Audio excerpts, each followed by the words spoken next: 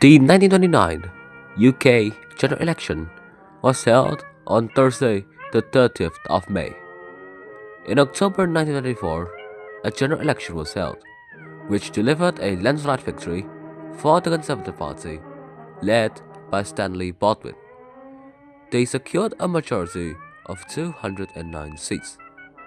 The result followed the collapse of the first Labour government, which had governed in minority status under the leadership of Prime Minister Ramsay MacDonald, who relied on Liberal support. While Labour suffered only moderate losses in 1924, the Liberal Party collapsed dramatically, losing 118 seats. This election confirmed a major realignment in British politics, that Labour had replaced the Liberals as the principal alternative to the dominating Conservatives. Throughout the years following the First World War, Britain faced the persistent problem of unemployment. It rarely fell below 1 million, and in many industrial areas it was far higher. Traditional industries such as coal mining, shipbuilding, textiles, and steel struggled to recover their pre-war strength, leaving entire regions trapped in long-term economic decline. For many voters, unemployment was no longer seen as a temporary difficulty, but as a permanent feature of interwar Britain. The Conservative government, under Stanley Baldwin, sought to manage these challenges through economic stability and gradual reform.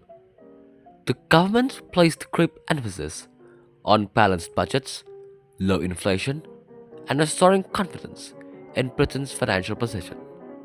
A key part of the strategy was the decision in 1925 to return Britain to the gold standard, fixing the pound's value at its pre-war level. The policy was intended to demonstrate financial strength.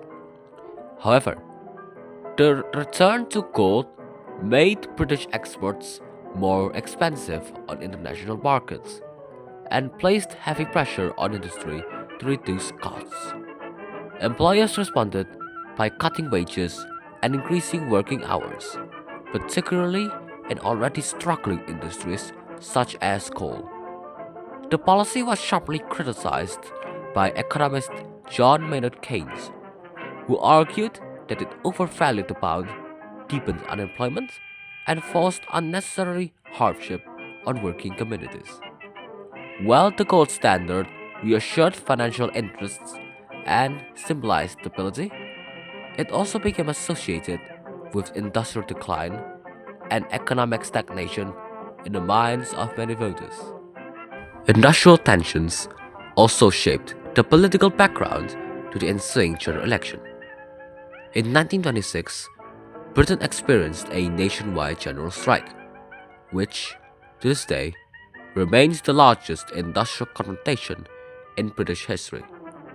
Although the strike collapsed after 9 days, it left behind a legacy of bitterness and unresolved economic problems, particularly in the coal industry. By the late 1920s, trade unions were weakened, but unemployment and low wages remained widespread. The political landscape was further transformed by changes to the electorate. The Representation of the People Equal Franchise Act 1928 gave women above the age of 21 the right to vote. Women had been given the vote in 1918. However, only above 30s with property qualifications were allowed to cast their votes. This 1998 Act created equal universal suffrage for both men and women for the first time. Approaching election season, Britain was governed by a stable conservative ministry. But beneath the surface, there was growing frustration that the country's most serious problem, unemployment, had yet to be solved. Labour, now firmly established as a credible party of government following their first minority, prepared to challenge Conservative dominance, while the Liberals attempted to recover relevance after years of infighting and decline.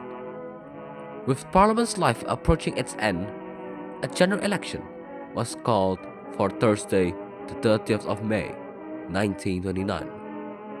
The 1929 general election campaign was dominated by a single overriding issue: unemployment. All three major parties, the Conservatives, Labour, and the Liberals, all agreed that joblessness was Britain's most serious domestic issue of the day. But they offered sharply different explanations and solutions. The campaign unfolded in a relatively calm atmosphere, without major crises or scandals. But beneath the surface, there was a strong sense that the existing economic approach was being questioned. The Labour Party, led by Ramsay MacDonald, entered the campaign determined to present itself as a responsible and credible party of government. Having governed briefly in minority in 1924, Labour was keen to reassure voters that it respected constitutional norms, public finance, and Britain's international obligations. Labour's manifesto condemned the Conservative government's record on unemployment, taxation, and economic stagnation, arguing that indirect taxes had unfairly burdened workers and failing policies had worsened social distress. It pledged to tackle unemployment through a threefold program of national development that included public works such as housing, electrification, transport reform, and export stimulation, improving maintenance for the unemployed, and measures to ease labor market congestion by extending education and training and providing adequate pensions for the old and support for youth. The manifesto also called for nationalization and restructuring of key industries such as coal, expanded public housing at working class rents, fair agricultural policy under public control, equal educational opportunities with free secondary schooling and higher school living age, and a more equitable taxation system with food duties abolished and higher taxes on incomes and estates. It stressed peace and international cooperation through disarmament and support for the League of Nations, empowerment of women voters with equal citizenship and targeted social reforms, workers' rights in industry, land value reform, improved pensions, and industrial protections, presenting Labour as the only credible alternative to Conservative rule and a step toward a Britain of social justice. The Conservative Party, led by Stanley Baldwin, campaigned on its record in office and its reputation for stability and experience. The Conservative Manifesto argued that Britain's economic difficulties were complex and could not be solved by sudden or reckless intervention. Instead, it emphasized gradual improvement, sound finance, and national unity.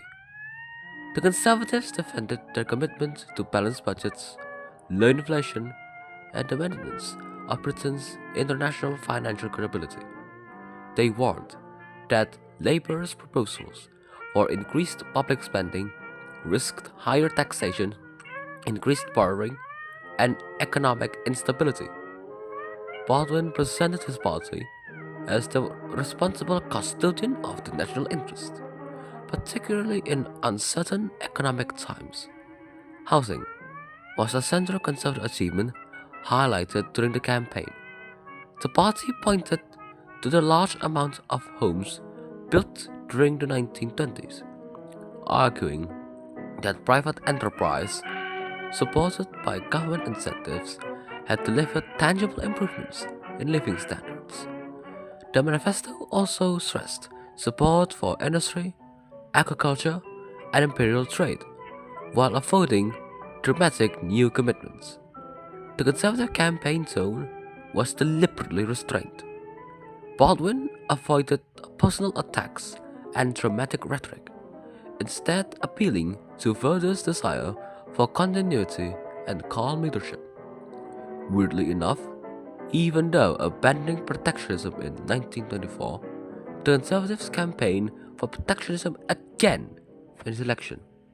The Liberal Party, led by David Lloyd George, mounted the most ambitious and policy-driven campaign of the election, seeking to recover from years of decline and internal division. The Liberals placed unemployment at the center of their manifesto, which was outlined in a series of policy papers commonly associated with the slogan of "We can conquer unemployment." The Liberal program proposed extensive public investment funded by borrowing, arguing that money spent on productive projects would generate economic growth and ultimately reduce the burden on public finances. The proposed measures included infrastructure development, housing, electrification, and industrial modernization. Unlike Labour, the Liberals framed these proposals less as social reform and more as economic efficiency. Lloyd George argued that unemployment was primarily a failure of organization and investment, not a permanent condition. The Liberals sought to position themselves as a dynamic alternative to both conservative caution and Labour's closer ties to organized unions. Despite the boldness of their program, doubts remain about the Liberal Party's unity, electoral organization, and ability to translate policy proposals into effective government. Nonetheless, the campaign injected energy and policy detail into the election. And here are the results. It was a hung parliament, with no party able to reach a majority, which was 308 seats. However, Ramsay MacDonald's Labour Party became the largest grouping in Parliament. They won 287 seats, with a net gain of 136. It was a disastrous result for the Conservatives, who suffered a net loss of 152, dropping from 412 seats to 260. The Liberal result was disappointing. Even though they increased their popular vote by nearly 6 points, it only translated to a net gain of 19 seats. Weirdly enough, the Conservatives won the popular vote with 38.1% compared to Labour's 37.1%. The minority Labour government negotiated support with Lloyd George's Liberal Party. This election would usher in one of the most outstanding times in British politics.